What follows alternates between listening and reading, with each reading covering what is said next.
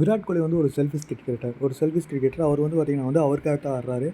மிச்ச எந்த பிளேயருமே வந்து பார்த்திங்கன்னா வந்து ஆடல. அவருக்காகவே மட்டும் வந்து ஆடிட்டு இருக்கிறாரு. டீமுக்காக ஆடாமல் அப்படிங்கிற மாதிரி வந்து பார்த்திங்கன்னா வந்து இந்த ஐபிஎல்ல வந்து நிறையாவே கண்டனம் இருந்துச்சு.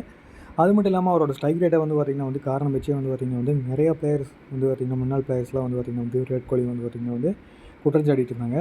இப்படி இருக்கையில் வந்து பார்த்திங்கன்னா வந்து தினேஷ் கார்த்திக் வந்து பார்த்திங்கன்னா வந்து ரீசெண்டாக ஒரு பேட்டியில் வந்து பார்த்திங்கன்னா வந்து விராட் கோலி ஒரு ஸ்ட்ரைக் ரேட்டோட பற்றி கேட்டதுக்கு, விராட் கோலி வந்து பார்த்திங்கன்னா வந்து இந்த வருஷத்தில் வந்து பார்த்திங்கன்னா வந்து நம்பவே ஒரு சூப்பரான ஒரு ஸ்ட்ரைக் ரேட்லேயே ஆடிருக்காருன்னே சொல்லலாம்.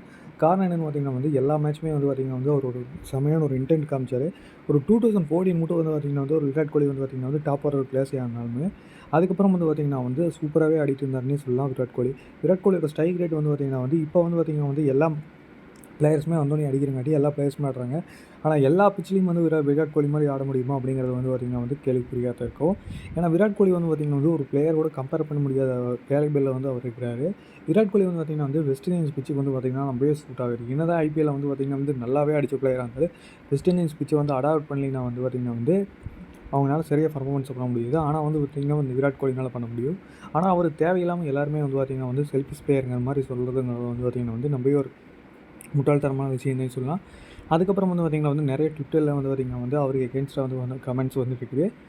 காரணம் என்ன வந்து பார்த்திங்கன்னா வந்து அவருக்கு என்னதான் ஒரு லெஜெண்டாக இருந்தாலும் அவரால் வந்து பார்த்திங்கன்னா வந்து ஒரு ஐபிஎல் கோப்பை வெல்ல முடியல அப்படிங்கிற மாதிரி வந்து பார்த்திங்கன்னா குற்றச்சாட்டை வந்துட்டு இருந்தாங்க. அவருக்காக ஆடுறாரு. ஆனால் வந்து ஐபிஎல்ங்கிறது வந்து பார்த்திங்கன்னா வந்து கிரிக்கெட்டுங்கிறது பார்த்திங்கனாலே வந்து பொதுவாக வந்து ஒரு டீமோட கேமு.